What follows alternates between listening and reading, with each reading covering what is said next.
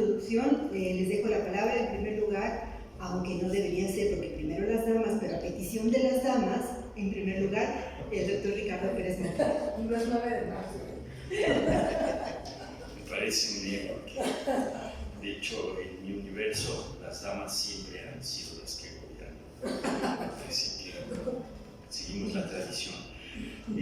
Muchísimas gracias por invitarme a la presentación de este libro el lunes en el Zócalo, cerca del Zócalo, lo cual pues no es muy favorable para las masas y la concurrencia, pero es favorable para nosotros que tenemos que trasladarnos desde bastante lejos. Escribí 4 paginitas, espero no excederme de los 10 minutos que me tocan, 15. Presentar un libro como este, que consta de 25 ensayos con una introducción y que es el resultado de un seminario que tiene más de 15 años trabajando, no es tarea fácil, y me temo que es prácticamente imposible hacerlo cabalmente en solo 10 o 15 minutos. Más aún si los autores son de variadas disciplinas, de orígenes e intereses diversos, pero que al parecer se hermanan cuando abordan un tema igualmente complejo y disperso, como es el Caribe y su historia, su literatura, su imagen, su representación y sus imaginarios. Si bien estos ensayos están agrupados en 4 grandes rubros, a saber, las miradas entrecruzadas, la geopolítica, la identidad y las resistencias, cuando uno como presentador termina de leer la última de las partes, ¿verdad?, de estas casi 335 páginas, queda una sensación de zozobra. ¿Cómo hacer para resumir este monumental cúmulo de ideas que aparecen en cada uno de los 4 apartados y no se diga en cada uno de estos 25 ensayos? Lo clásico sería referirse a cada uno de ellos con un par de frases sintéticas, pero eso llevaría mucho más tiempo del que ahora dispongo. Por ello trataré de presentar solo algunas de las principales ideas que me surgieron a través de la lectura de esta especie de enciclopedia de estudios caribeños, que lo mismo aborda problemas historiográficos que literarios, fincados en las realidades o en los imaginarios, asuntos sociales, económicos, culturales, ecológicos, tanto de manera claramente focalizada como de forma general y amplia, así como cuestiones de índole meramente histórica con fuertes traslapes con la actualidad. Se mezclan en estos ensayos los estudios de tradiciones, las crónicas de viaje, las literaturas representativas, tanto anglófonas como francófonas y desde luego aquellas escritas en castellano, las hemerografías y los afanes por fijar en mapas, grabados, fotografías, postales y cinematografías ese archipiélago de identidades que es la cuenca caribeña. De entrada, no puede uno más que coincidir con Pedro San Miguel que en ese crisol de choques civilizatorios que es la historia de esta cuenca, la historiografía producida in situ, así como aquella que corresponde a las ambiciones imperiales en torno de la misma región a lo largo de por lo menos 4 siglos, resulta por demás relevante. Y es esa una primera reflexión que sirve de punto de partida para acercarse a prácticamente todos los trabajos incluidos en este libro. En su mayoría presentan preocupaciones de índole historiográfico. Los textos, ya sean escritos o expuestos en imágenes, son la base para poder desarrollar cada uno de los temas que se abordan en este compendio. Y esto puede corroborarse de manera histórica, como lo hace Johanna von Grafenstein, Humberto García Muñiz, Ana Cervera, María del Rosario Rodríguez Ruiz, Yaira Rodríguez González, Marisa Pérez Domínguez, Manuel R. Rodríguez, Carlos de Altagracia, Roberto Casá y Juana Abreu Cardet. Pero también se puede abordar el texto a través de una aproximación literaria y poética más que histórica, como lo hacen Melody Fonseca, Efraín Barrada, Margarita Aurora Vargas Canales, Daniel Can Caballero y Nair María Anaya Ferreira.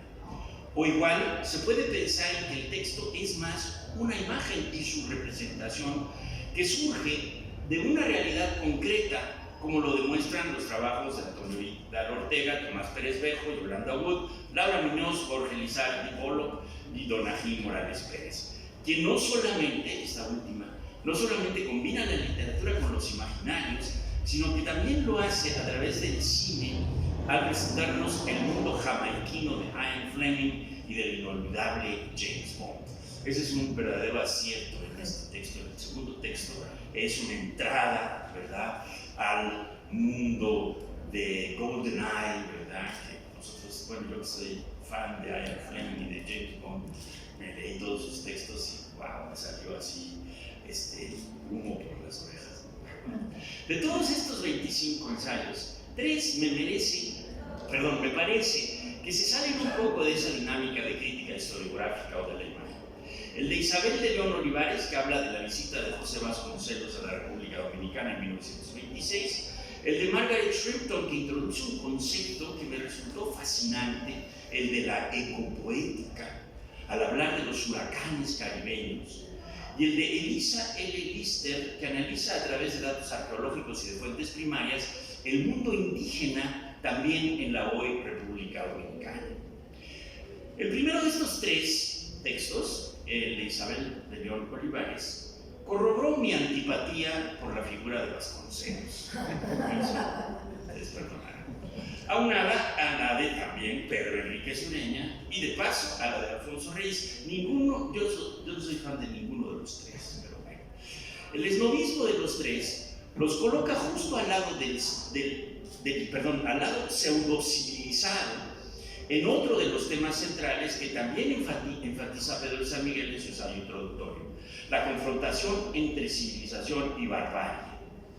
Este binomio, el de civilización y barbarie, también resulta recurrente en la mayoría de los ensayos, y hay que reconocer que es desde hace mucho un tema latinoamericano por excelencia. Llama la atención que justo en el universo caribeño adquiera tanto peso, no solo en el propio debate de las identidades locales, sino también en el mundo de las fronteras, los idiomas, los sectores sociales involucrados en las luchas independentistas, en las resistencias, en los relatos de viaje, en los quehaceres diarios. Y es que en esta cuenca del Caribe, si hay algo que irrumpe con particular insistencia, es lo exótico, lo otro, lo diferente, lo atractivo y lo repugnante. En ese sentido, pareciera que no hay términos medios y que tales contrastes son la fuente infinita de fascinaciones que en el hombre occidental han producido los paisajes, los pobladores, los recursos, las expresiones culturales, en fin, prácticamente todas las particularidades que es capaz de producir y mostrar esta región del globo terráqueo. Y no se trata solamente de las propuestas creativas que surgen del mundo indo-afro-hispano, anglosajón, francófono, insular, costeño, continental, las que generan esa atracción, sino que son también las fuerzas destructivas que implican las conquistas, las invasiones, las esclavitudes, las revoluciones y desde luego los huracanes, los que hacen de esta cuenca un espacio único. Conviven en el Caribe tiempos remotos con actualidades radicales.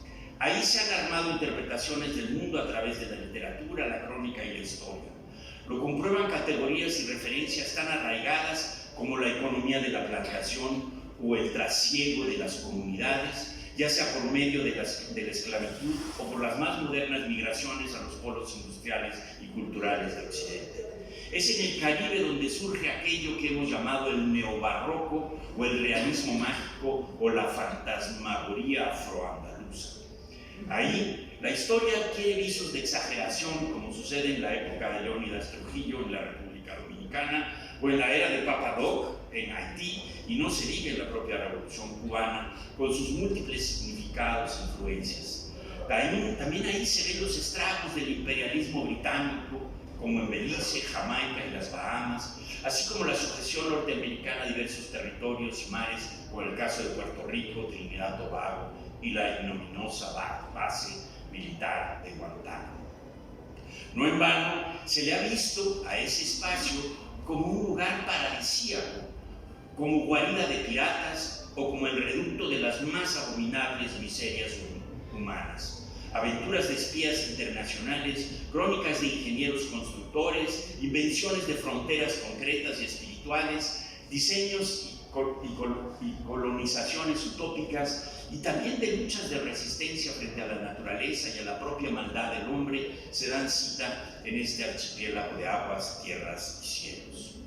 Todo ello hace que resulte particularmente atractivo el estudio del Caribe y de sus múltiples variaciones literarias, históricas, reales o imaginarias, en tránsito o de manera fija, en su dimensión creativa o destructiva, en su fascinación por lo otro o por aquello que lo hace a uno mismo. Y muchos de nosotros hemos caído en la tentación de estudiar algún aspecto de la inquietante vastedad de las historias caribeñas. Hay incluso, como la mayoría de quienes participan en este libro, que pueden ser considerados como expertos versados de lo que me atrevería a llamar de manera un tanto genérica la caribeñología, como un derivado puntual de los estudios latinoamericanos. En México, no cabe duda que el Instituto Mora ha sido un pilar en dichos estudios, y particularmente mi querida amiga Laura Muñoz, que se ha destacado por ser una magnífica estudiosa y promotora de estos trabajos. Así lo prueba este volumen, que es desde luego una contribución relevantísima al enriquecimiento del conocimiento de un área fundamental del continente americano, el también llamado Mediterráneo caribeño. Y en efecto, este libro cumple cabalmente con el cometido fundamental que muy bien enuncia su título, que es narrar el Caribe. Muchas gracias.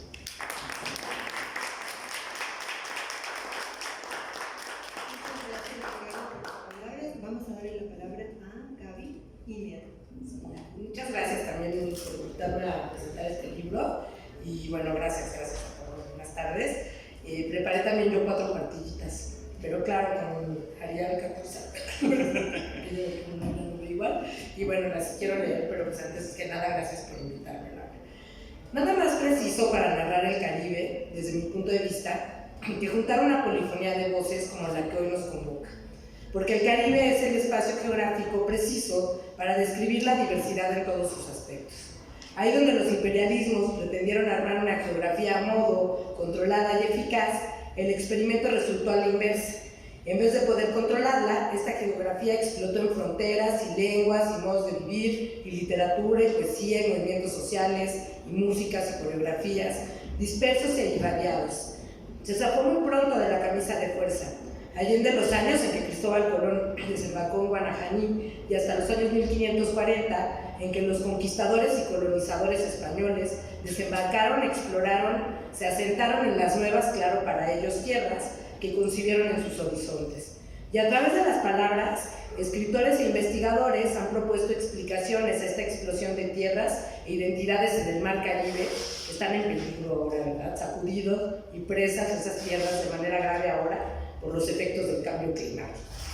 Las voces en este libro se reunieron con el pretexto de los 15 años del Seminario de Investigación El Caribe, Visiones Históricas de la Región, coordinado por nuestra queridísima Laura Muñoz, que es constante y entusiasta, hay que decirlo. Nos ha reunido año con año con sede en el Instituto de Investigaciones del Dr. José María Luis Mora. Este año el seminario cumple sus 19 años, ¿verdad? Para muchos de nosotros este espacio académico ha sido una escuela permanente. En sus reuniones hemos compartido y discutido acerca de fuentes, puntos de vista, enfoques metodológicos, definiciones del Caribe, la región, su geografía, territorios y su invención, las identidades, los vuelcos narrativos en las historiografías emanadas desde los territorios asimilados como caribeños y sus comparsas en otras latitudes. Hablamos de miradas desde adentro del Caribe y miradas desde afuera, de las imágenes e imaginarios reales e inventados.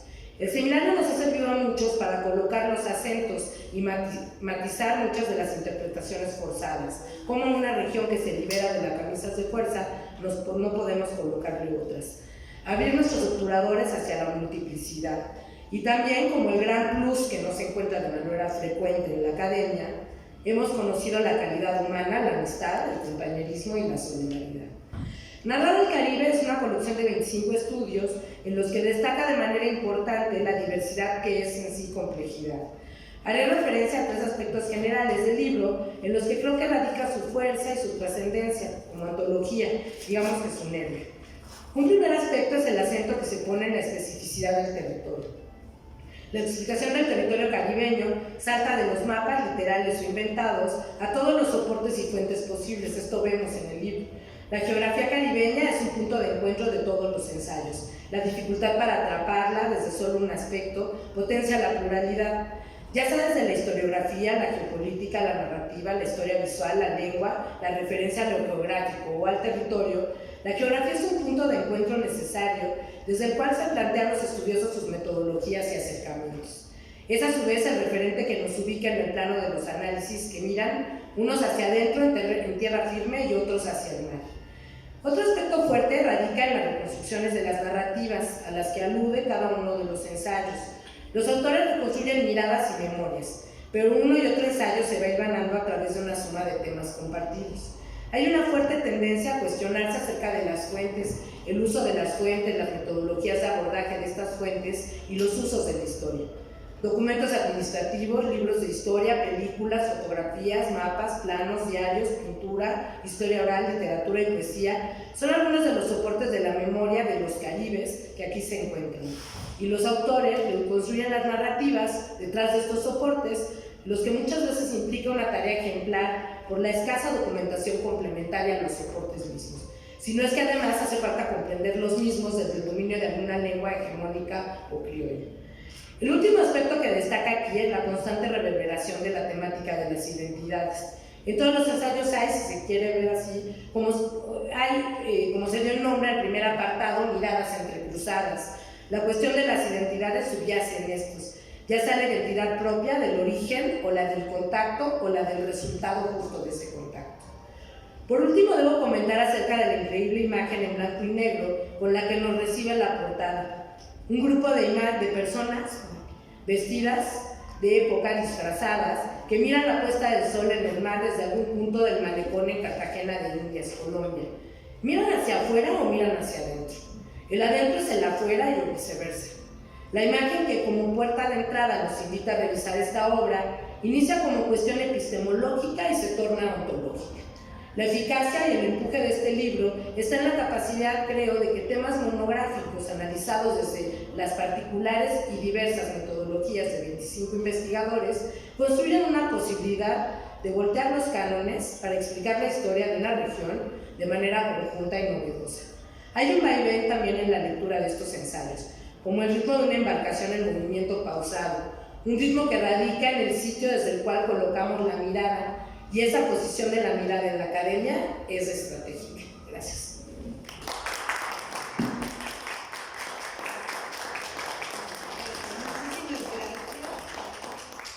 Muchas gracias a los dos. Me emocionan, me honran y pues no quiero pasar al público a una ronda de preguntas, si es que las hubiera, sin hacer un total agradecimiento a los participantes del seminario que año con año están presentes y que han consolidado un grupo de investigación, de camaradería, como ha dicho Gaby.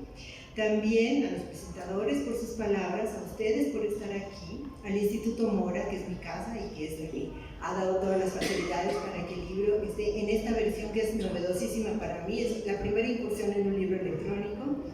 Y también quiero hacer un agradecimiento muy puntual a 3 chicas que estuvieron trabajando conmigo, más allá del deber, decíamos, en las sesiones, que son Alma Patricia Montiel Rogel, Estefanía Sara Mijangos y Jacqueline Castellán. Y todavía más allá de eso, un agradecimiento muy puntual a don Ají Morales Pérez, y les voy a decir en concreto por qué. Pero sin lentes no podemos. Ella merece un reconocimiento aparte por la rapidez y eficiencia en su auxilio, pero también por su conocimiento, ya sea por su cultura amplia, que aportó mucho al diseño de este libro, como por su conocimiento particular en el ámbito editorial, por su destreza en lo general, tanto como en los detalles, y de manera específica, por ofrecer siempre una mirada ocurrente que hace una delicia trabajar con ella. Muchas gracias. Y un agradecimiento también al autor de la fotografía que está en la portada, que es Pedro Zúñiga. Bueno, pues muchísimas gracias a todos, y si hubiera alguna pregunta, comentario, pues está a sus órdenes. Pero no se arrebaten la palabra. Muy entusiasta. Yo tengo una pregunta, ya que no sé, me llama mucho la atención en este libro esta dimensión múltiple, ¿no? Y me da la impresión de que son textos que fueron escritos en tiempos distintos también, ¿no? O sea, no solamente se hicieron para este libro, sino que probablemente se hicieron, ¿no? Escaladas, etcétera, etcétera. Y eso me lleva un poco a la pregunta de, además de la dimensión temática, si también existía o existió a la hora de reunirlo una dimensión cronológica, una idea de la cronología, ya sea como que se fueron presentados los trabajos o de una cronología por los tiempos en los que aparece la propia temática, ¿no?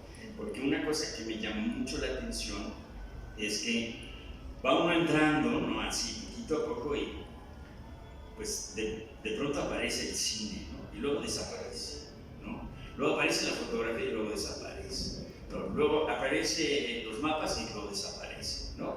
Entonces son recursos historiográficos o recursos, fuentes históricas, que también tienen una temporalidad, creo yo, ¿no? Entonces mi pregunta es, digamos, ¿qué hubo detrás de los criterios de selección y el ordenamiento? Porque creo que, así como están los 4 temas, desde luego responden a esta dimensión un tanto enciclopédica, ¿no?, que menciono, pero creo que también muestran de manera muy elocuente pues la dimensión insular de la temática carmeña. No son, o sea, son islas, ¿no?, que se conectan entre sí, pero siguen siendo islas, ¿no?, en el fondo. Por eso me gustó un poco la idea del archipiélago y del Mediterráneo en el fondo, porque sí pertenecen a un entorno, temática, también cronológica, desde luego. Pero a la hora de ordenarlos, de pronto me saltó ese, de repente, aparición de una fuente y luego su desaparición, luego la reaparición, etcétera, etcétera. Entonces quería yo, pero porque si es un artilugio literario, es verdaderamente fabuloso y te lo voy a copiar, ¿no? Porque si este ir y venir de fuentes muestra esa maravillosa versatilidad de la propia temática carmeña. Bueno, creo que más bien eso es resultado de lo que es el área de trabajo, ¿no? La idea de hacer este libro era un poco recuperar lo que habíamos estado, como las líneas que se habían estado trabajando en el seminario. No están todos los participantes del seminario, algunos no entregaron a tiempo, otros no pudieron hacer el trabajo, digamos, terminar la propuesta, en fin, ¿no? Pero bueno, la idea era esto, como cubrir el espectro de las distintas áreas en las que cada uno de nosotros trabaja, y sí dentro de una organización más bien temática, ¿no? Hoy es el día de Donna Gil, justo creo que por eso es uno de los primeros trabajos, el de Donna Gil, porque ella en su colaboración junta como todas las herramientas que hemos usado y trabaja un tema muy contemporáneo y abre como nuevos caminos, ¿no? Lo que hace Pedro de criticar también estas tendencias que nos han aglutinado, pues tenía que estar como al comienzo para justo marcar como una propuesta de lectura, ¿no?, de qué es lo que queremos hacer ahora. Pero la idea era organizarlo temáticamente de acuerdo a estos metarrelatos de la geopolítica, de los subalternos, en fin, de estos que sean de la economía, del desarrollo económico, que de hecho, esta es una de las cosas que más llama la atención, que al final, después de todos estos años donde ha habido mucha gente que se ha dedicado a cuestiones de la plantación, de la esclavitud, etc., no hay ningún trabajo que aborde ese tema en particular.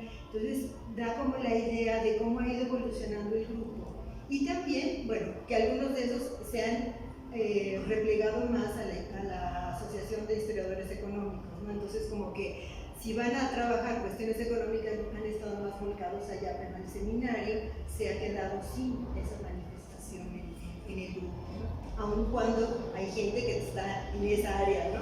Pero aborda, por ejemplo, el caso de Johanna, que aborda desde otro punto de vista su trabajo. trabajo, ¿no? Pero la idea era esa, organizar de una manera temática y en función ya de esos temas sí tratar de que hubiera una secuencia cronológica, ¿no? Pero pues ese es el resultado. Más bien es como un reflejo de lo que es el Caribe, de lo que es de la investigación que estamos llevando a cabo.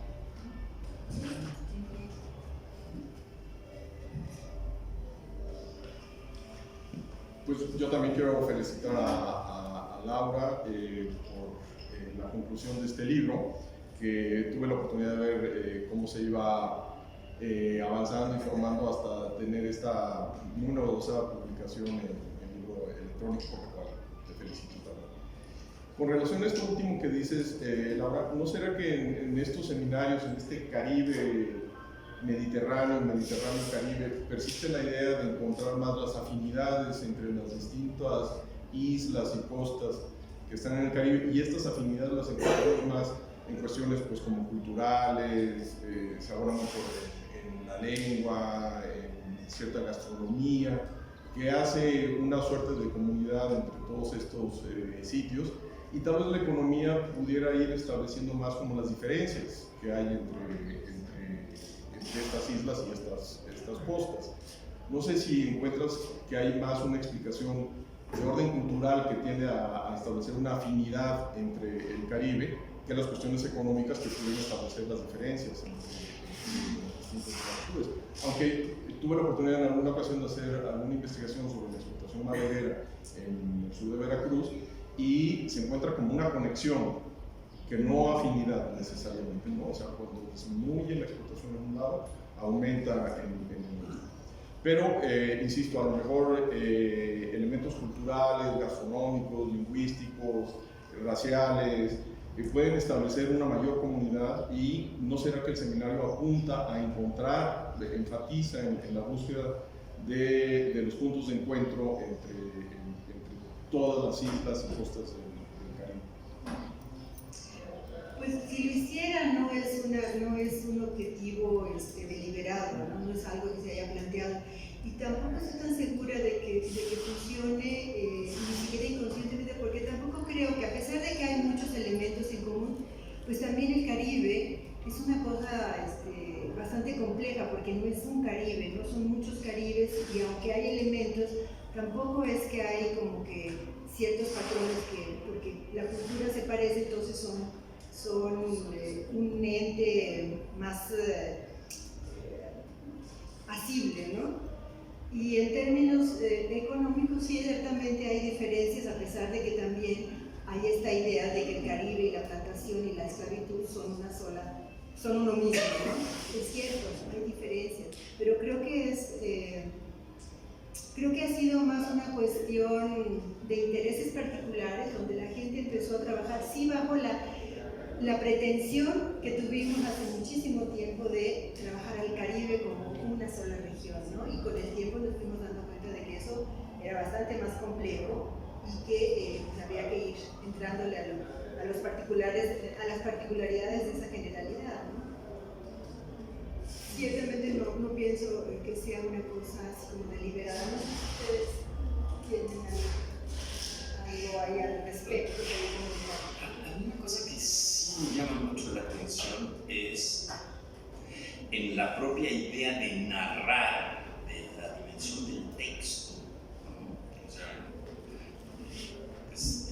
lo que uno narra no necesariamente tiene que estar relacionado con la literatura específicamente o con una historia, sino que a veces se narra precisamente, ¿no?, a partir de otras técnicas, de otros recursos, ¿no? A mí la idea misma de narrar me pareció realmente muy sugerente, ¿no? Porque uno piensa, vamos a hacer una historia del Caribe. Bueno, sí, eso ya lo han hecho.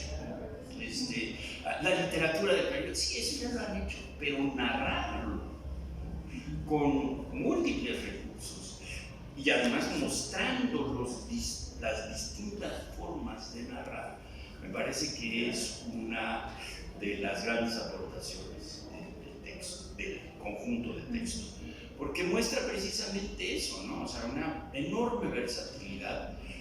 yo me atrevería a decir, no solamente de la temática, que sí es muy versátil, sino también de las distintas aportaciones que hacen las diversas disciplinas a la propia narrativa en el Caribe, ¿no?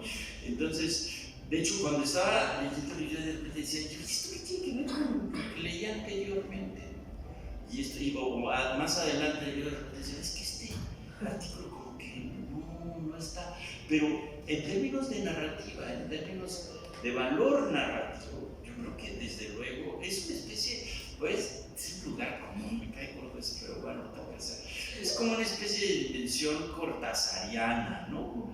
Que podemos agarrar un cachito, ¿verdad? Y quedarse con él. Luego agarrar otro y quedarse con él. Y luego juntarlo todo y desordenarlo y hacerlo otra vez. Entonces, en ese sentido es el rescate de la narrativa per se, ¿no? O sea, yo creo que ese es un enorme valor que encuentro aquí, ¿no? Que afortunadamente, pues, no hay una forma de narrar, ¿no? No hay una historia, no hay una temática, ¿no? Etcétera, etcétera.